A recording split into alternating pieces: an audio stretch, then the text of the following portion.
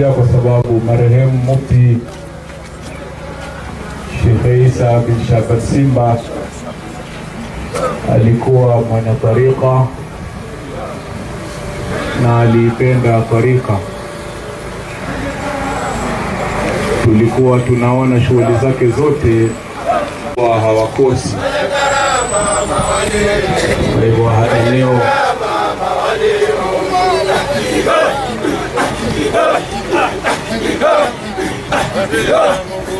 kabla ya kuwasili kwa sababu mzee alipenda sana watu wa tariqa na alipenda tariqa. Hebu wape kipaza sauti wapige madadi kama dakika 5 hivi.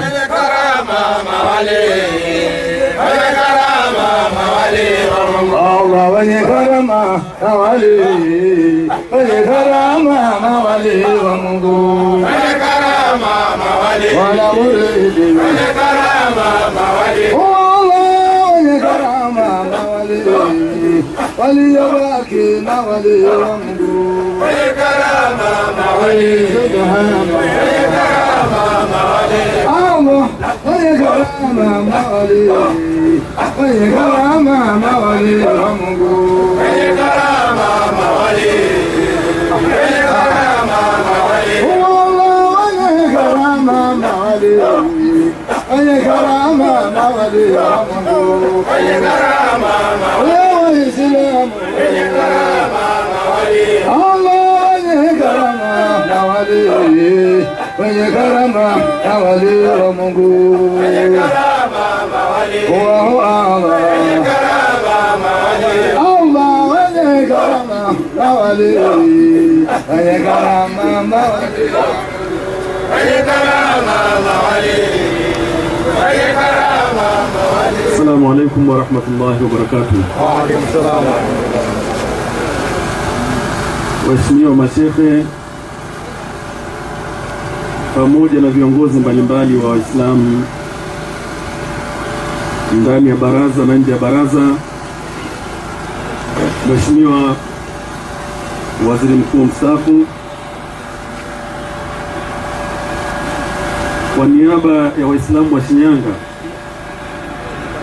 napenda nichukue fursa hii ya upendeleo kukupa taarifa fupi kwamba mahala hapa tuliposimama kwenye kaburi hili ndipo mahala ambapo alipozikwa kipenzi chetu, mzee wako, wasifu wake wote kwako unafahamu wewe.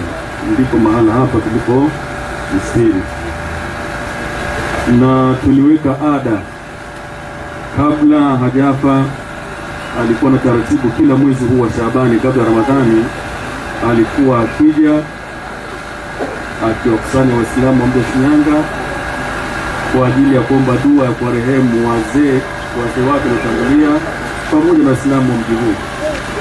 Sasa baada ya kuwa Mungu amemchukua, ile ada sisi tutaendeleza kwamba kila mwezi wa Shaabani tunafanya kama alivyokuwa akifanya yeye, na kabla kwenye maulidi na ile dua basi huwa tunakuja kwanza hapa kumwombea dua yeye kwa niaba ya Waislamu wote, halafu usiku ndio tunaendelea na maulidi.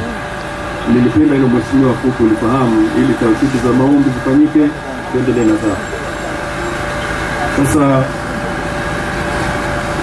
niombe Sheikh wa wilaya tunaye hapa, ni muombe achukue fursa hii kutupa utaratibu wa somo, tufanye maombi alafu tuendelee na sasa. Karibu.